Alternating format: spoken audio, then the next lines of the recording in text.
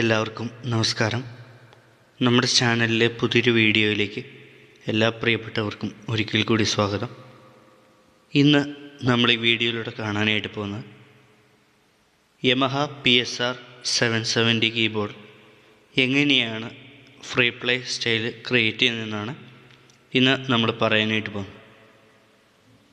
അപ്പോൾ നമുക്ക് ഒട്ടും സമയം കളയാതെ നമുക്ക് നേരെ വീഡിയോയിലേക്ക് പോകാം. നമുക്ക് ഫ്രീ പ്ലേ മോഡ് ക്രിയേറ്റ് ചെയ്യുന്നതിനായി ആദ്യം നമ്മൾ ചെയ്യേണ്ടത് നല്ല ബാസുള്ളൊരു റിതം നമ്മൾ സെലക്ട് ചെയ്യുക എന്നുള്ളതാണ്. ഒരു എക്സാമ്പിൾ പറയുകയാണെങ്കിൽ 3/4 അഥവാ 4/4 ഉള്ള റിതം നിങ്ങൾ തിരഞ്ഞെടുക്കുക. ഓക്കെ, ഇനി എന്താണ് ഫ്രീ പ്ലേ മോഡ് എന്ന് വെച്ച് കഴിഞ്ഞാൽ പെർക്കുഷനോ അഥവാ ഡ്രം കിറ്റോ ഇല്ലാത്തൊരു സ്റ്റൈലിനെയാണ് നമ്മൾ ഫ്രീ പ്ലേ മോഡ് എന്ന് പറയുന്നത്. ഓക്കെ, അപ്പോൾ നമ്മളിപ്പോൾ പറഞ്ഞതെന്ന് വെച്ച് കഴിഞ്ഞാൽ ഫ്രീ പ്ലേ മോഡ് ചെയ്യാനായിട്ട് നമ്മൾ ഫസ്റ്റ് എടുക്കേണ്ടതെന്ന് വെച്ച് കഴിഞ്ഞാൽ നല്ലൊരു സ്റ്റൈലാണ്, അതും ബേസുള്ളൊരു സ്റ്റൈൽ തിരഞ്ഞെടുക്കുക.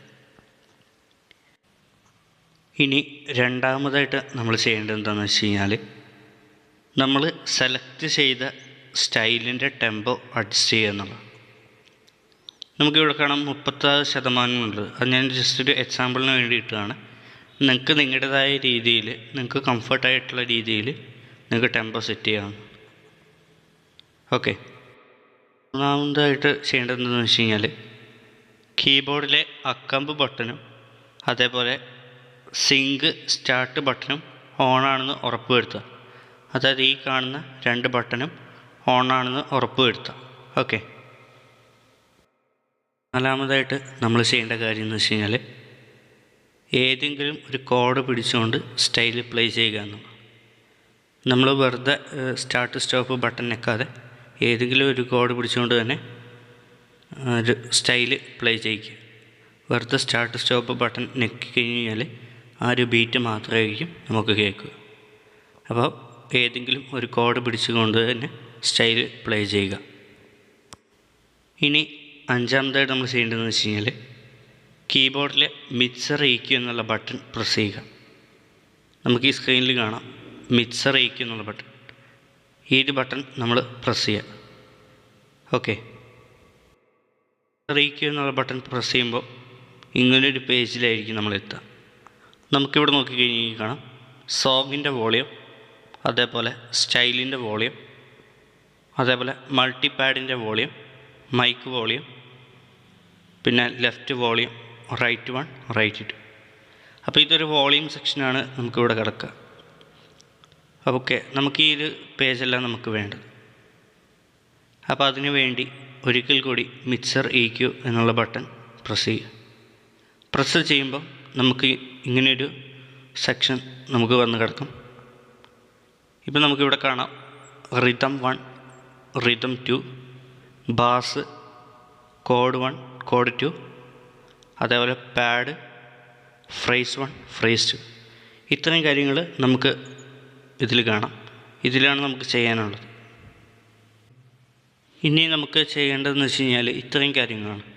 അതായത് റിതം 1, റിതം 2, ബാസ്, കോഡ് 1, കോഡ് 2, പാഡ്, അതുപോലെ ഫ്രേസ് 1, ഫ്രേസ് 2.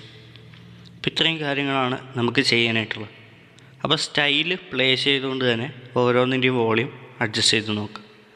അപ്പോൾ അത് വോളിയം അഡ്ജസ്റ്റ് ചെയ്യാനായിട്ട്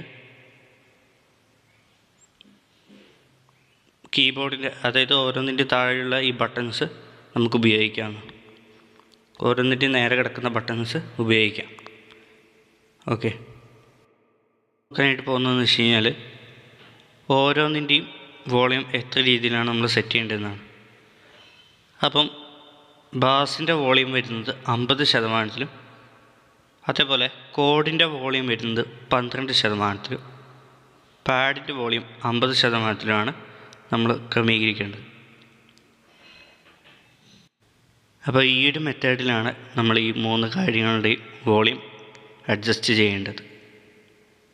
ഓക്കെ, അപ്പോൾ ഇങ്ങനെയാണ് നമ്മൾ Yamaha PSR 770 free play mode set ചെയ്യുന്നത്. അപ്പം ഞാൻ ചെയ്യുന്ന മെത്തേഡാണിത്. അപ്പോൾ നിങ്ങൾ തന്നെ ഇത് ഉപയോഗിച്ച് നോക്കുക. ഓക്കെ. അപ്പോൾ എന്തെങ്കിലും ഡൗട്ടോ കാര്യങ്ങളോ ഉണ്ടെന്നുണ്ടെങ്കിൽ തീർച്ചയായിട്ടും കമൻറ്റിലൂടെ ചോദിക്കുക. എനിക്കറിയുന്നത് പോലെ ഞാൻ പറഞ്ഞുതരാം. ഓക്കെ. അപ്പോൾ വീണ്ടും പുതിയൊരു വീഡിയോയുമായി കാണുന്നവരേക്കും നന്ദി, നമസ്കാരം.